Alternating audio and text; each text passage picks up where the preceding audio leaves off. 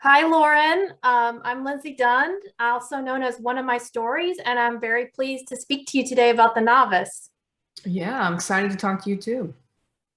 So, I understand that you were deeply influenced by watching Tarantino movies and especially Kill Bill. What is it about Tarantino and especially that film that impresses you? And did it in any way inform the techniques that you used in telling The Novice? Yeah, I mean, for me growing up, because I've always liked writing and always done that my whole life, thought I would be a novelist. I wanted to be an author when I grew up. But for me, I mean, movies were huge growing up for me, and every Friday we would rent a couple from the local video store. We would do Sunday matinee as a family.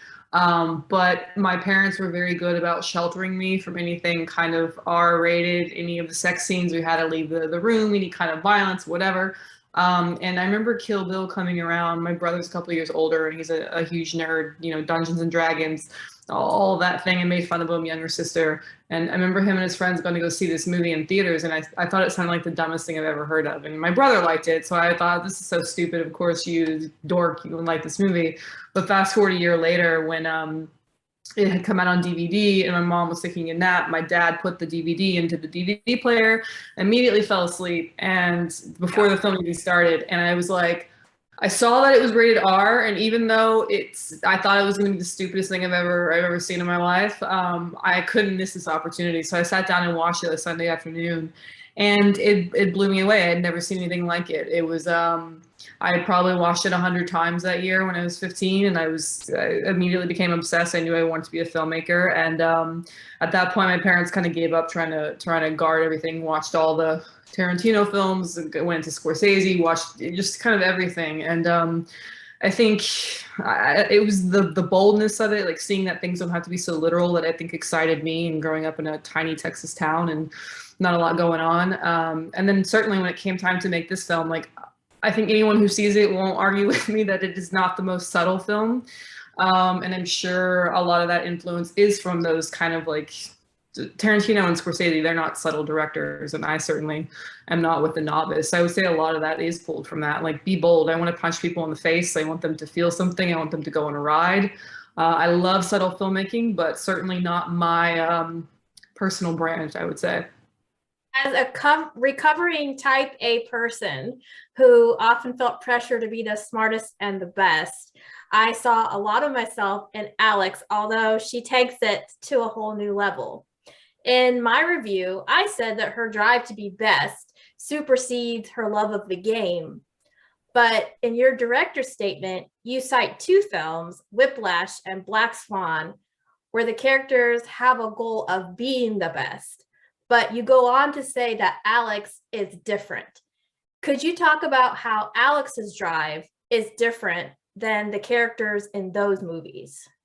Yeah, I mean, I love the obsessed kind of artist-driven movies. I love them to death. But the thing that I never really connected with those films in particular was, I mean, there's two things going on that I think that I kind of wanted to explore. Well, one, in those movies, there's this external kind of forces, especially with Whiplash. You have this brilliant character of Fletcher who's kind of putting the pressure on and whatever. And myself, like, I am not externally motivated. Even when I was rowing, I don't want people to cheer me on. I've never done well in group classes with coaches and motivation. Like, I'm very, if it's not internal, it's not happening. I don't care who's shouting at me what you're doing, it's got to be internal. And so I wanted to do a film, a version of this obsessed kind of artist genre, where there is no external thing beating down, there is no pressure. That Alex is the character of Miles Teller and J.K. Simmons at the same time. Like, she is the sort of the protagonist and the villain at once.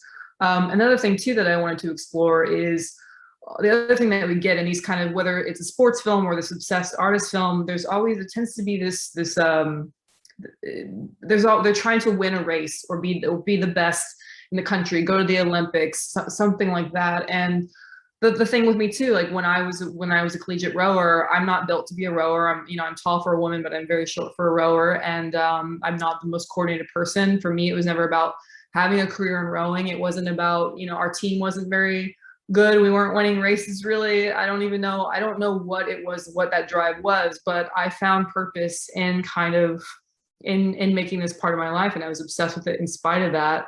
And I think that's a lot of things, like whether people and writing my whole life as well. And for a long time, I never intended to do it as a career, but just doing it for the sake of doing it because I fucking enjoyed it and found comfort and meaning in the challenge of it. So I wanted to do this obsessed kind of artist film where the character is doing it for the sake of doing it. Like she is doing it for the challenge. Like that is what she's after, is that it's not about the winning or being the best in the world or going to the Olympics. It's about doing it for the sake of doing it to prove that she can. One of the things that really impressed me about the storytelling is the music that you chose as a backdrop. There are all these vintage, super romantic songs that show the way that Alex is romanticizing her journey. So was that intentional, or did it sort of evolve as you started selecting music?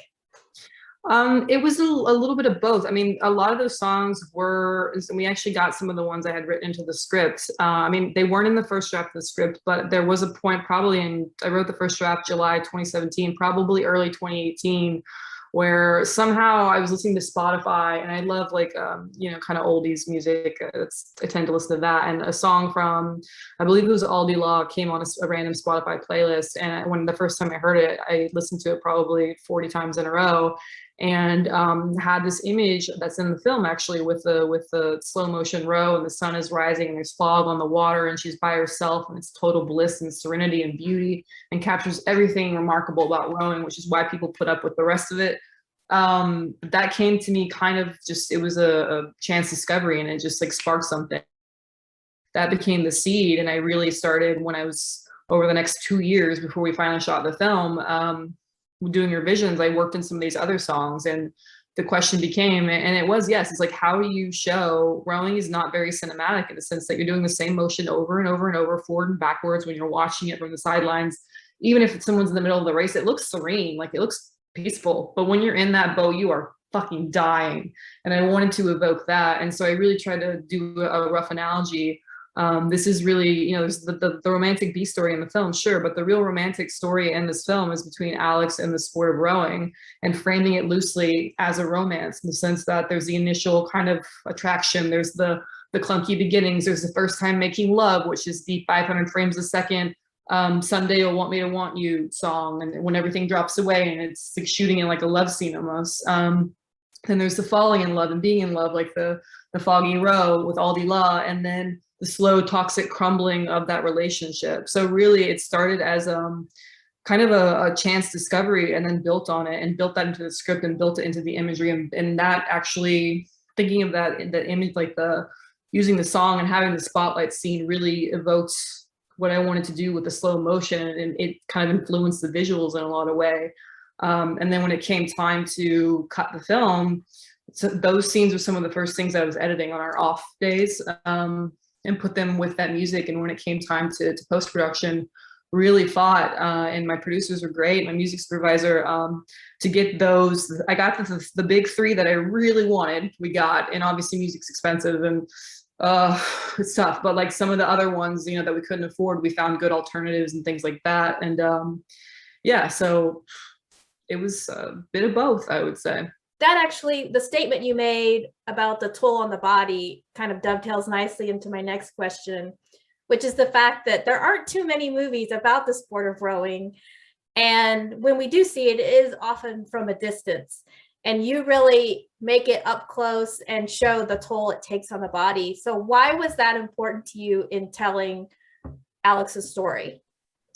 I wanted it to be, because again, and it could have been almost any sport. Obviously it's rowing because I had that experience and I wanted to put that on the screen because we don't get to see it. But I wanted to make the subjective experience of rowing. There are, and I approached I think there's the best rowing scene David Fincher did in The Social Network. That's one brilliant scene, but that's one scene. And so the creative challenge became like, how do you do an entire film with rowing? And then some of that goes back to what I was saying about the music and the kind of romantic analogy. But the other thing is like, how do I do with every single rowing scene, really thinking about not so much how to make rowing look cool. You know, this isn't a commercial for rowing. It's how do I put the audience, how do I show what the character is feeling? Where is the character at emotionally, mentally, physically, and trying to put that on the screen and put that in the speakers. And so focusing on really the character drove kind of the visuals and the sound of it in a lot of ways. And so yeah, I wanted to get in. I wanted to show the sort of obsession and the neurotic focus and the tunneling in and the pain of it, and have everything visually, things sometimes drop away. Either, you know, sometimes we go for the indoor rowing scenes, the spotlights a lot of times dip into darkness, and when we're on the water, using very shallow depth of field and very close up lenses on her face, to the point that her face is distorting when it's coming in and out of frame. And then with the sound, you know, using songs as well, but also using the sound design of sometimes the voices around her, they drop away to kind of show like this, she's tunneled into this vision, like she's laser focused right now, and really heightening her breathing, for instance, and things like that. So it became about trying to, like, I want the audience to feel, again, back to the Tarantino thing, like it's not subtle. It's like, I want to punch people in the face. I want them to feel the anxiety that the character is feeling. I want them to get to the end of the film and feel like they can finally take a breath, but not up until that point. So yeah, it was just trying to make people feel, like make them feel. Yeah. My final question for you is, if we were to predict what Alex would do next, what do you think? That's a good question. I mean, in some ways, and I talked about Isabel with this a lot, is like, this is almost Alex chapter 2, because we get throughout, when we watch the film, you unravel a little bit of her backstory and what she went through in high school, and you understand kind of that she stopped her obsession then just because she had to. She graduated. And I think with this chapter, this film, she has grown a little bit as a human being. She stops because, I mean, obviously she takes it pretty fucking far, but she makes a decision. I think she's grown in a little way. She didn't wait the 4 years to get to the bitter end. And I think moving forward, I mean, I joked with Isabel, I'm like, there could be Alex gets an internship, Alex gets a job, Alex tries rock climbing and all these different things. And even as, you know, Alex is a proxy of myself in a lot of ways. And this was kind of exploring myself from 18 to 22. And even after that, I mean, I went to LA and made a career in sound. And then I kind of did well in that. And then I decided to go into this writing and directing thing. And then last year, the pandemic hit, I decided to learn French for some reason, and then moved to Paris. So, I mean, I don't know. I think like she can do anything. I think anyone can do anything. And that's part of my hope with this film. I think that, you know, some people are going to be turned off, and that's totally fair. They're going to be like, that was not worth it. No fucking way. But my hope deep down is like, there is, life is kind of, you can choose the challenge you want to do. You hopefully, with more balance, as I get older, I find peace and serenity. I would hope that Alex too, at age 32, is a little bit calmer. She's probably just, you know, still neurotic, but has found a little bit more balance. And I think it's kind of this idea of leveling up, you know, each time she goes through this, and it's part of growing older. Each time you go through these things, you go through these challenges, you hit rock bottom. If it doesn't destroy you, you kind of build back stronger. And if you think about the analogy of the way a muscle is made, when you're working out, you're kind of ripping a muscle down, and it builds up bigger and stronger. And so she as a person is doing that. I think we as human beings can do that too, albeit again with a little bit of balance and finesse and appreciating people and other things like that too. So. Well, I really appreciate your time today. I love The Novice. I like a fascinating character study, and this really hit the nail on the head for me for that. So thank you for your hard work in making this movie, and I look forward to seeing what you do next. Thank you, Lindsay. Thank you for your time. Bye. Bye.